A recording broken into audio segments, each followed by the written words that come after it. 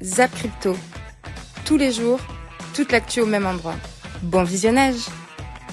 Et n'oublie pas de nous soutenir, abonne-toi et active la cloche pour ne pas manquer le prochain Zap Crypto. Crypto Fear and Greed 24 dans la peur, extrême peur même quand on développe un peu cet indicateur. Social Index à fond sur up, les ordres de marché ce matin 10h20 que j'enregistre qui sont en recherche d'achat.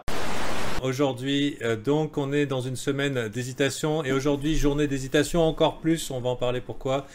Donc, si vous aviez pu constater hier, la forme de la weekly, c'était un doji, donc figure d'hésitation avec mèche de chaque côté. Et actuellement, ici, on est en train de potentiellement glisser vers le haut de manière lente et sans se faire remarquer. Si on regarde en daily, c'est en train de glisser lentement vers le haut, tandis que probablement les shorters ajoutent à leur position perdante. C'est a priori court terme haussier, mais ça peut se faire avec une jolie impulsion. Donc pour l'instant, je dirais que c'est pas mal. Et on terminera donc sur le BLX clôturé autour de 37 200. Donc pour l'instant, statu quo, on est au milieu de nulle part. Les rebonds sont tout à fait mous, on n'a pas eu de gros volume et on est toujours en contrôle de momentum vendeur. Ça veut potentiellement dire que oui, on devrait voir plus bas. La question que je me pose, comme je vous disais, c'est est-ce qu'on privilégie pas au printemps justement un faux rebond, un rebond de l'espoir avant d'aller justement plus bas pour essayer d'aller récupérer la liquidité qui se trouvera plutôt à 40-45 voire pour les plus optimistes 50, mais je pense qu'entre 40 et 45 déjà ça commencerait vachement à coincer. On passe aux choses sérieuses du côté de Vladimir Poutine. Vladimir, j'en ai déjà parlé hier, en plus c'était dans le titre de la vidéo, qui s'oppose aux recommandations de la Banque centrale de Russie d'interdire totalement l'utilisation des crypto-monnaies sur le territoire, en cause la position stratégique du pays concernant le mining de Bitcoin. Donc là, vous voyez, défend à fond le minage de Bitcoin en disant que ça peut être une plus-value pour eux, pour le pays. Donc c'est très très intéressant, c'est une très bonne chose parce que si la Banque centrale russe commence à mettre des projets de loi qui visent pour aller contre les cryptos, contre le minage, contre voilà, l'échange de cryptos, etc., le trading, et ben c'est une grosse partie du marché qui part.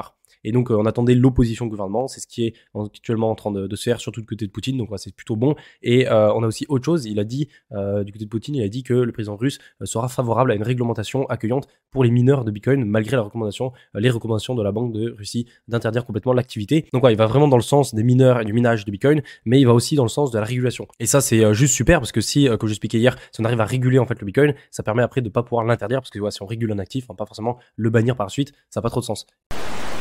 Cryptost qui titrait après avoir été contraint de supprimer les virements SEPA en juillet, Binance va les réintroduire grâce à un partenariat avec PaySafe. Pas encore dispo pour la France, l'option devrait être petit à petit réinstaurée au sein de l'Europe et n'oublions pas qu'il y avait eu un bad buzz récent. J'étais pas trop passé dessus parce que j'ai toujours envie de me mettre un peu du côté aussi d'attendre des véritables décisions de justice ou que sais-je avant de jeter la pierre à qui que ce soit vis-à-vis de Binance qui était un peu trop laxiste par rapport au blanchiment d'argent. Mais comme je le dis, on est en France, il y a la présomption d'innocence. Donc clairement, je déteste tous les journaux un peu comme ça qui immédiatement s'engouffrent dans la brèche pour faire du clic tout simplement et pour faire du bad buzz autour du domaine. Puisque forcément, il y a du bon, il y a du moins bon un peu partout. Mais comme je dis souvent, on est des explorateurs dans la crypto et c'est forcément les 50 nuances de gris. C'est pour ça qu'il faut prendre les choses avec recul et un peu philosophie parfois. Là où la macroéconomie n'est pas forcément favorable, ça va être de se focus sur du court terme ou sur de la journée pour savoir un petit peu comment on va trade les cryptos. Je pense que pour l'instant, on a des signes encourageants pour se dire ok, c'est peut-être intéressant de prendre des setups haussiers court terme. Donc c'est mon cas ce matin. Et sur le S&P 500, même si c'est un peu tôt, je le vois monter. Et sur les altcoins de vos choix, personnellement j'en ai un qui est en général celui sur lequel je porte de l'attention. Donc voilà. On a aussi du côté de la Turquie, très intéressant, on a le président turc qui a demandé au parti au pouvoir d'explorer les crypto-monnaies. Donc très très bonne nouvelle là aussi parce que si du coup il voit qu'il peut avoir un avantage au niveau des cryptos, un peu comme fait Nayib Bukele au niveau du Salvador, et ben il pourrait, pourquoi pas, c'est possible, c'est pas le plus probable, mais c'est possible que voilà, on a à peu près un même cas similaire avec la Turquie et le Salvador. J'ai du mal à y croire parce que voilà, c'est un peu gros, mais c'est pas impossible, voilà, c'est pas forcément à rejeter. Et il peut même apporter plutôt, par exemple, une régulation assez favorable aux cryptos, c'est aussi tout à fait possible. Ce serait plutôt une bonne chose, hein. Will Clement, les whales au niveau des adresses, donc c'est un indicateur sur une moyenne mobile de 7 jours. On a un point bas qui a été trouvé aussi récemment, donc c'est des entités qui détiendraient des portefeuilles supérieurs à 1000 bitcoins. On va voir lors du retournement de ces gros portefeuilles, mais en tout cas, on a pu constater récemment que oui, il y avait des gros portefeuilles qui continuent d'accumuler du 300, 500, 1000 bitcoins sans arrêt. Donc voilà, pour du long terme, ne vous y trompez pas, ils sont en train tout simplement petit à petit d'assécher l'offre et eux, ils ont un horizon de temps qui est annuel, voire en dizaines d'années. Aucun problème de ce côté-là et ça représente une goutte d'eau dans les portefeuilles de gestion des hedge funds.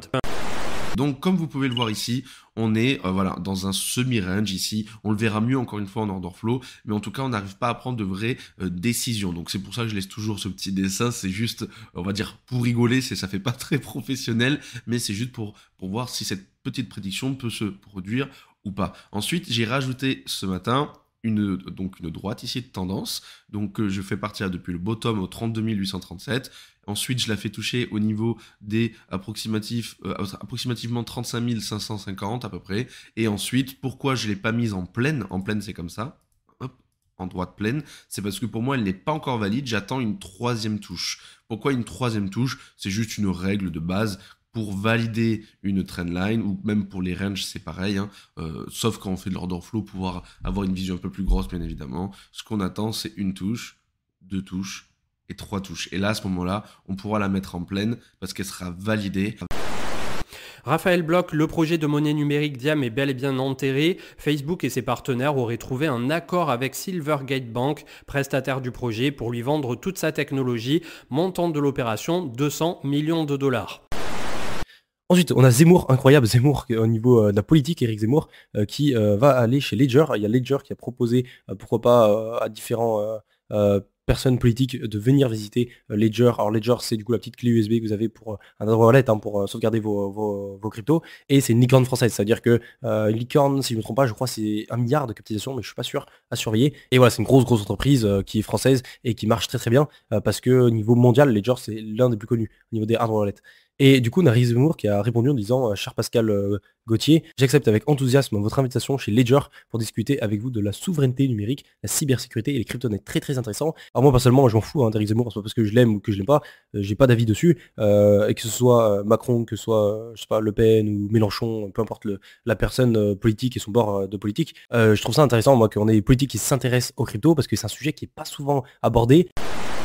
Niveau long ratio et short ratio, là on voit que on a une majorité de shorts qui sont en train de longs qui sont en train de s'ouvrir. On le voit comment? On le voit à la fois ici avec le long ratio. Ensuite on voit ici à la fin du mouvement qu'il y a de moins en moins de spread négatif, donc là ça veut dire qu'on va peut-être repasser en positif, et pareil ici on voit là, mais ça c'est juste vraiment à la fin, là c'est juste de ce matin, on voit les fundings qui repassent en positif. Donc là, on va dire que ce matin, il y a un petit peu trop de longues qui sont en train de rentrer, qui vont se faire sortir. Et en plus, on le voit dans la fin du mouvement, on est en train de partir à la baisse. Donc on est en train de les sortir petit à petit.